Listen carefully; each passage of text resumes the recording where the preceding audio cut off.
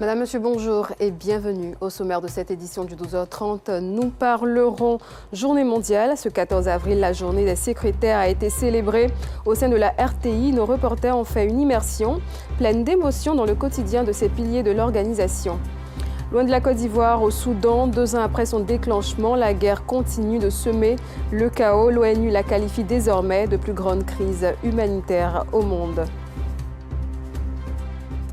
Merci de suivre l'information sur la chaîne qui vous rapproche de l'essentiel. La secrétaire est un véritable pilier au sein du service qu'elle intègre. Elle assure l'organisation des relations et la communication, aussi bien en interne qu'avec les clients. Elle a également pour mission d'assister son supérieur hiérarchique, qu'il s'agisse d'un chef de bureau ou d'un dirigeant d'entreprise. Ce lundi 14 avril 2025, le monde a rendu hommage à ces hommes et femmes de l'ombre indispensables au bon fonctionnement des organisations. Une immersion dans les locaux de la RTI à Cocody nous a permis de partager quelques instants de bonheur avec les secrétaires de la Maison Bleue. Assit Ondira. Ici, dans les locaux de la radio-télévision ivoirienne RTI dans la commune de Cocody, la journée internationale des secrétaires n'est pas passée sous silence. Karine Yao, secrétaire du directeur technique depuis bientôt 16 ans, est également présidente des secrétaires de la RTI. Selon elle, cette journée est une marque de reconnaissance des mérites des secrétaires. Pour elle donc, la secrétaire doit avoir des aptitudes. Elles sont l'entrée pour accéder à une entreprise. Parce que dès que le client ou le visiteur arrive, c'est elle qu'on va en premier. Alors elle se doit d'avoir en elle beaucoup d'aptitudes, telles que la sagesse, l'accueil, le sourire, tout ce qu'on peut reconnaître à une femme de façon générale et puis à la secrétaire de façon particulière. Karine est convaincue qu'à l'heure des nouvelles technologies de l'information et de la communication, NTIC, l'intelligence artificielle ne peut se substituer à une secrétaire dans un service, et pour cause. Son travail est quelque peu critiqué, mais au-delà de tout, il faut reconnaître les prouesses d'une secrétaire. C'est vrai qu'aujourd'hui, on parle des nouvelles technologies, on parle de l'IA. Tout ça, c'est bien beau, mais jamais ces technologies ne pourront remplacer la secrétaire. Mais quand il va s'agir d'accueillir, de prendre le téléphone, de même répondre à certaines questions qui rentrent dans la fonction du patron, il sera quand même difficile de confier cette tâche-là à une machine. À la direction de l'information, Denise Capin assure au quotidien la mission d'assistante de direction. Pour Denise, la secrétaire doit avoir plusieurs codes à son arc en vue d'un rendement de qualité. Pour être une bonne assistante, déjà, il faut faire des tests sans faute. Voilà. Il faut avoir la maîtrise de soi, ça c'est l'une des premières qualités. Il faut être accueillante, parce que beaucoup se plaignent des assistantes qui ne sourient pas lorsqu'il y a un visiteur. Rédiger les courriers, surtout sans faute, faire des propositions au directeur. Voilà un peu ce que nous faisons. Toujours à la direction de l'information, Awa, secrétaire au service du journal télévisé de RTI2, accorde elle du crédit à la ponctualité et au travail bien fait. Une fois à son poste le matin, elle est à la tâche. Selon elle, on ne devient pas secrétaire qui veut, mais qui peut. Passionnant, en même temps beaucoup stressant, parce que quand même il faut beaucoup de concentration surtout et beaucoup de discrétion. Il faut quand même que ton patron te fasse confiance. On a le droit de garder beaucoup de confidentialité surtout, parce qu'on nous confie beaucoup de choses. On ne peut pas aussitôt divulguer, surtout le monde dans lequel nous sommes au niveau de l'audiovisuel. Le secrétaire ou la secrétaire est un maillon essentiel du service au sein duquel il exerce. Il organise les relations et la communication dans les services, mais aussi entre le personnel et les clients. Une autre journée singulière, celle des enseignantes. Le vendredi 11 avril, la salle des fêtes du centre pilote de la mairie de Port-Bouët a accueilli la journée de l'enseignante 2025 organisée par l'amicale des enseignantes du préscolaire, du primaire et du personnel féminin de l'inspection de Port-Bouët. Au-delà des festivités, cette journée a été marquée par une session d'information et de sensibilisation autour du thème les droits et les devoirs de l'enseignante. Aniceta Conan.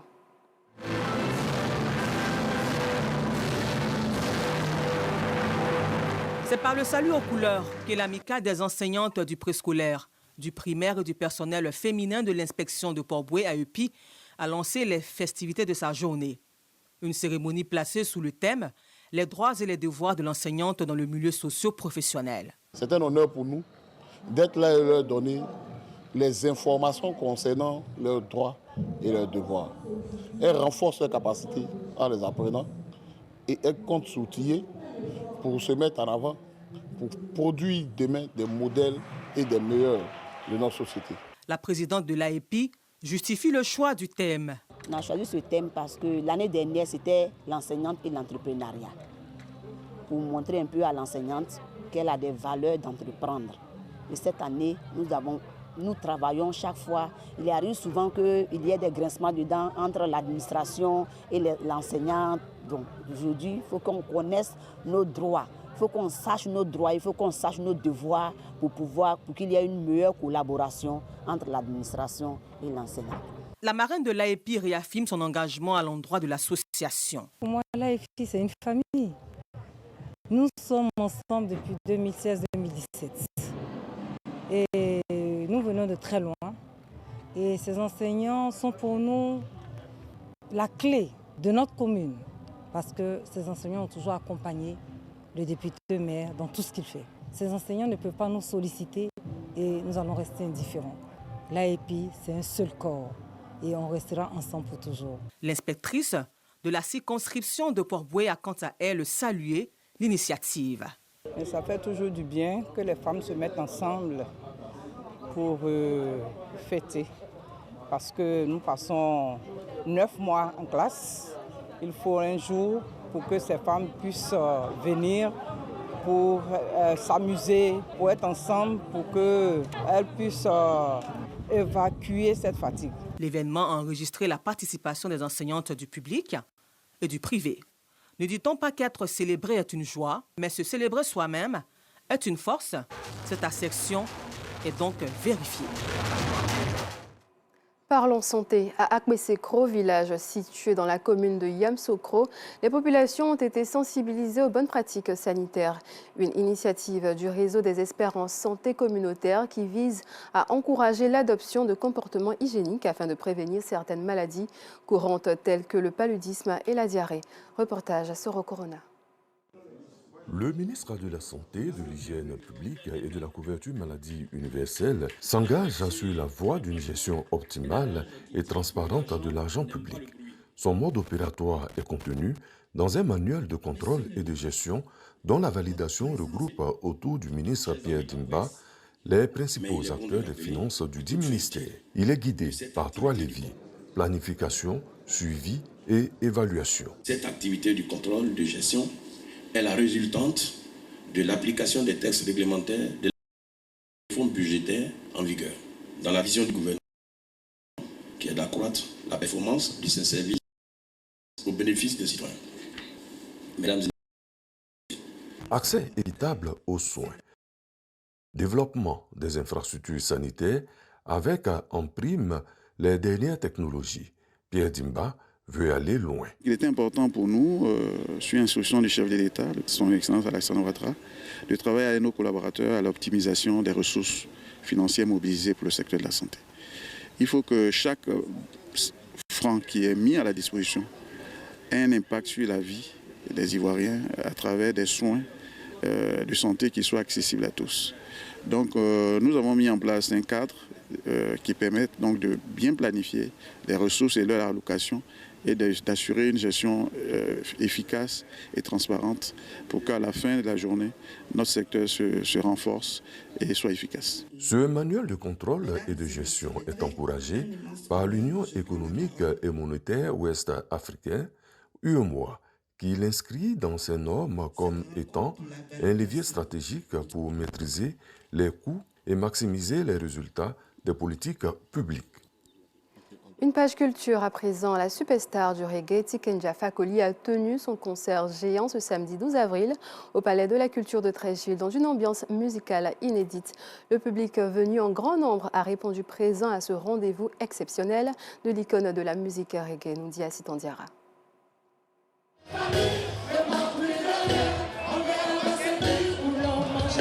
de 7000 fans de la musique reggae venus des 4 coins du monde se sont donné rendez-vous au Palais de la Culture de Trècheville. Leur présence assiste au spectacle tant attendu de la méga star du reggae mondial Tiken Jah Fakoly. Sur scène, l'icône de la musique ivoirienne a tenu le public en haleine autour de ses chansons les plus admirées.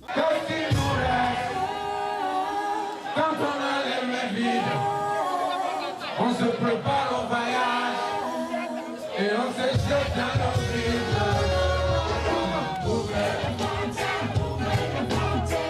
Tiken Jah, c'est un grand frère qui a beaucoup de talent. C'est l'artiste ivoirien qui tourne le plus au monde.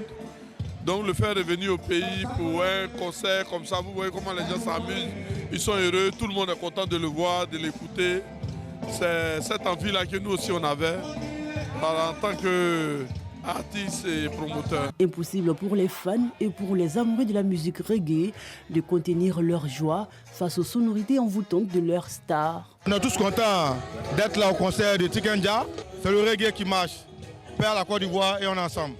Ce soir, Tiken nous fait plaisir. Palais de la Culture. On prend la vibe reggae. Big up Tiken Jah. C'est l'Afrique qui gagne, c'est l'Afrique qui se soulève. Et nous, on est heureux parce que c'est le reggae qui avance. Jah Rastafari. Tiken Jah Fakoly a bénéficié du soutien des hommes des médias et de certaines personnalités politiques, ceci dans une ambiance conviviale et fraternelle. C'est doublement une fierté parce que Tiken Jah, on vient de la même région, mais en plus c'est une icône, il nous a bercés, on a grandi sous ses chansons.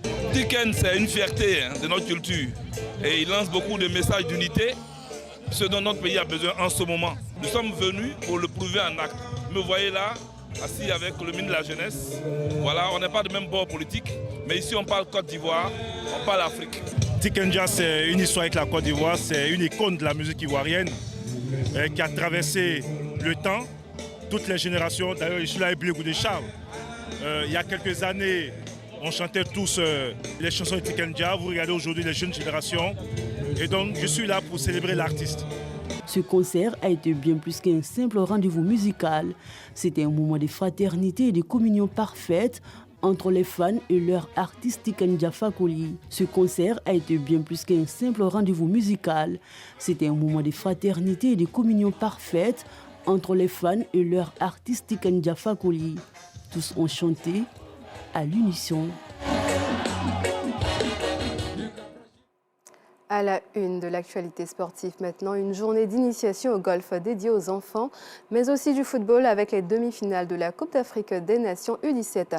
Prévue aujourd'hui mardi, la Côte d'Ivoire affronte le pays hôte, le Maroc, dans un choc très attendu que les éléphants U17 préparent avec sérieux. Le décryptage avec Jean-Sylvain Esso.